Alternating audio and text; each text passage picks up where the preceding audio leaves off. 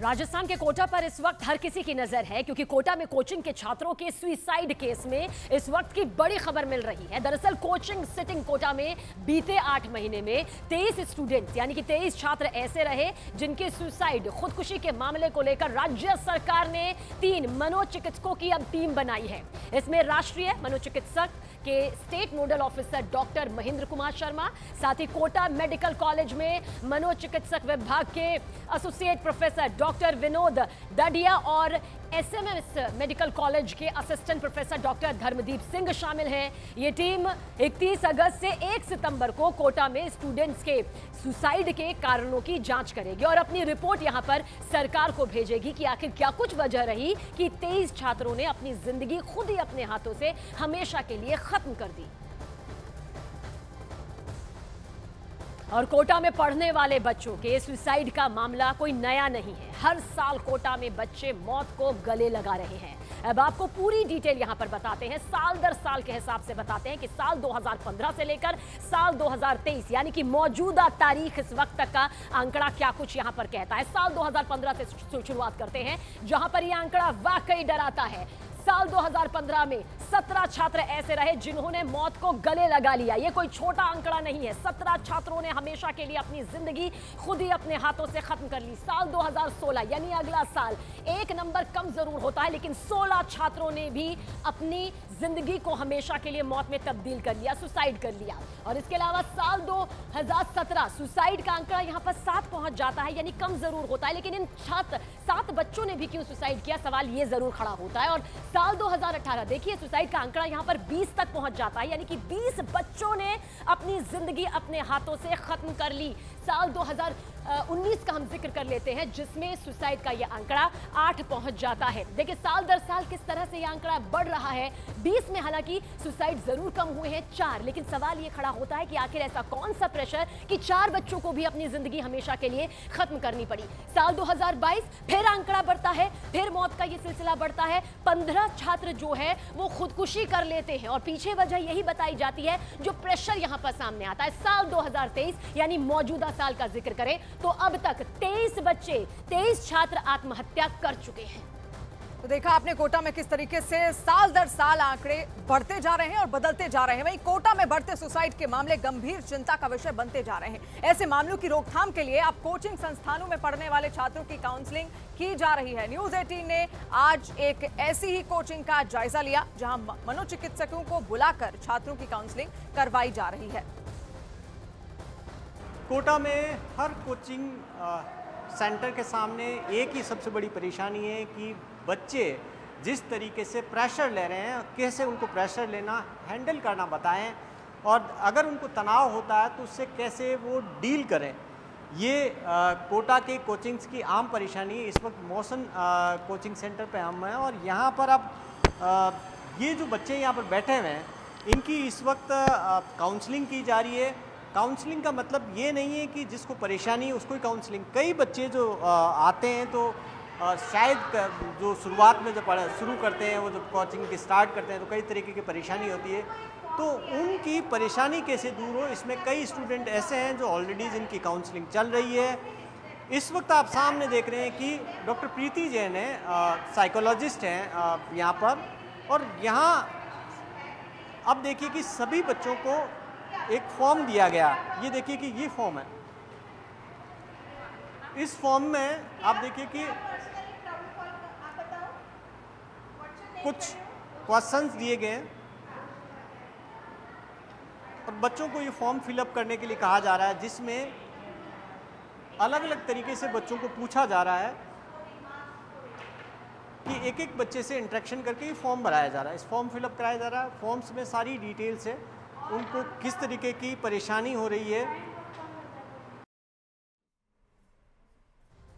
तो राजस्थान के कोटा में बढ़ते सुसाइड पर बच्चों के परिवार से लेकर सरकार तक सब कोई परेशान है, चिंताजनक नजर आ रहे हैं। टेंशन की बात भी है क्योंकि पिछले महज 8 महीने में 23 बच्चों ने कोटा में सुसाइड कर अपनी जिंदगी को खत्म कर दिया। सवाल यह है कि आखिर ऐसा क्या हो रहा है जिससे बच्चों के अंदर डिप्रेशन बढ़ता जा रहा है। आखिर क्या वजह है कि बच्चे सब कुछ छोड़कर सुसाइड यानी खुदकुशी जैसा गंभीर, खौफनाक, दर्दनाक कदम उठाने पर मजबूर हो रहे हैं। क्या इसके पीछे की वजह बच्चों का अकेलापन है? सवाल बहुत हैं, लेकिन जवाब किसी के पास नहीं। हालांकि अब कोटा में बच्चों ने ही कुछ ऐसा करना शुरू कर दिया जिससे उनका अकेलापन भी थोड़ा तो दूर होगा ही होगा, और थोड़ी ही देर के लिए सही उनका मनोरंजन भी होगा।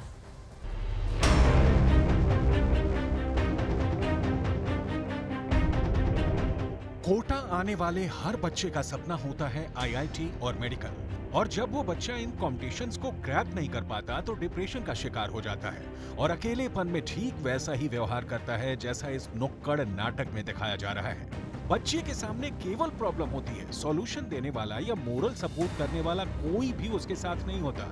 वो अपने आप को बहुत ज्यादा अकेला महसूस करता है, अपनी असफलता के लिए खुद को ही जिम्मेदार ठहराने लगता है और कई बार आवेश में आकर सुसाइड जैसा गलत कदम उठा लेता है।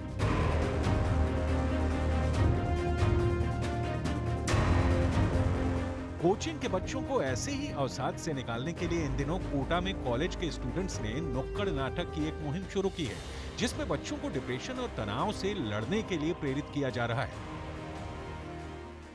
और सुनाओ शर्मा जी, कैसी चल रही है आपकी बेटी की कोचिंग? सुना है आया हुआ है?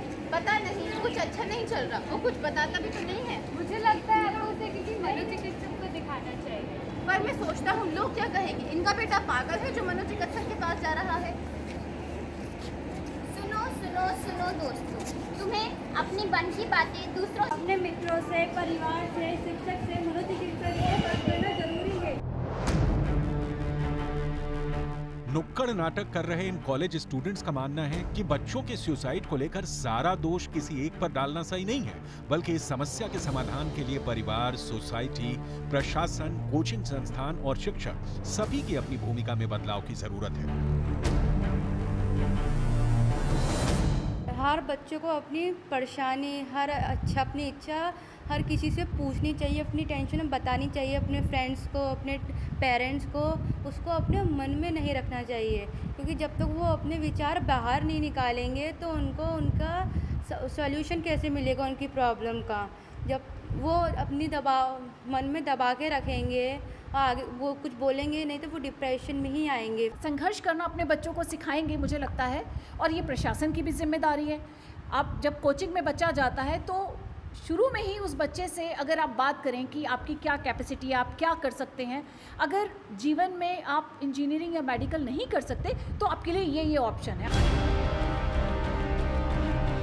कोटा में कोचिंग पढ़ने वाले बच्चों के सुसाइड के पीछे एक बड़ी वजह डिप्रेशन है। इस बात से इनकार नहीं किया जा सकता, लेकिन केवल डिप्रेशन ही वजह है ये बात पूरी तरह सही नहीं है।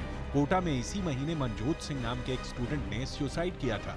मनजोत के पिता हरजोत सिंह बताते हैं कि उनका बेटा बहुत ज्यादा टैलेंटेड था, बचपन से हर क्लास में टॉप करता था, लेकिन जब उसकी बॉडी मिली तो उसके हाथ बंधे हुए थे।